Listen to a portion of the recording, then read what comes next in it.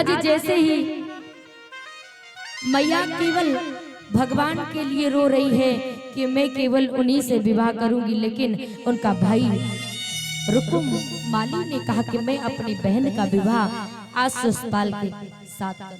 जो चंदेली के रहने वाले राजा ससपाल,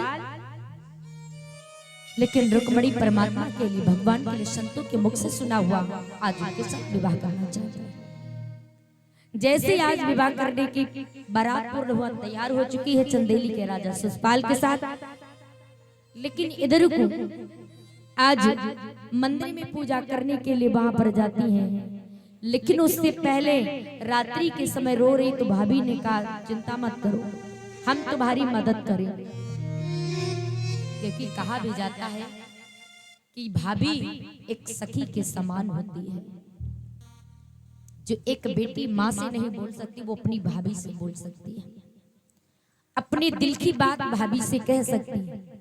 भाभी ने कहा बहन तो चिंता मत कर, ये तेरी भाभी नहीं, ये तेरी सखी है, बोल तू क्यों रो रही है, किस कारण से रो रही है, बता क्या हुआ तुम्हें। कहने लगे मुझे सारी बात रुक्मणी ने बताया कि मैं प्रेम सिर्फ द्वारिकाधीश से प्रेम करती हूँ, केवल विवाह तो उन्हीं के साथ करूंगी, लेकिन मेरा भाई रुकुम माली ने हमारा विवाह चंदेली के राजा ससपाल के साथ में तय कर दिया। मैं मरते मर जाऊंगी पर उनके साथ में विवाह नहीं करूंगी, उनके साथ में विवाह नहीं करूंगी। जिस समय इतनी बात कही है प्यारे, आज भाभी ने कहा चिंता मत कर, आओ मेरे साथ। रात्रि के समय 12 बजे थे, सारे घर के सदस्य सो जाते, लेकिन उसी समय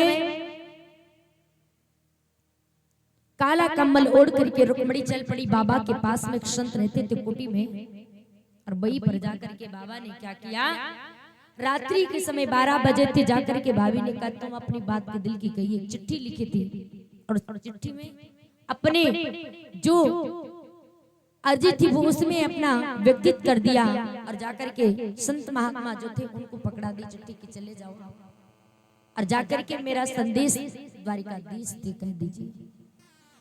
रात्रि के समय में बाबा को उठाया, मैंने उस दिन कहा था ना कि बाबा को ऐसे उठाया, बाबा चौंक गए, बाबा चौंक गए।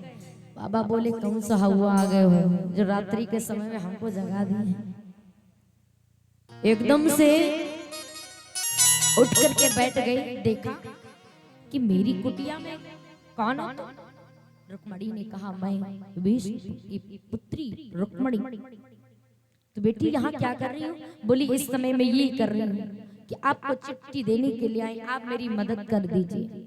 बोले मदद? कैसे मदद? कहने लगी आप द्वारिकाधीश के पास में चिट्ठी को पहुंचा दीजिए, मैं आपकी बड़ी ऋणी हो जाऊंगी। जैसे इतनी बात कही प्यारे, आज वही चिट्ठी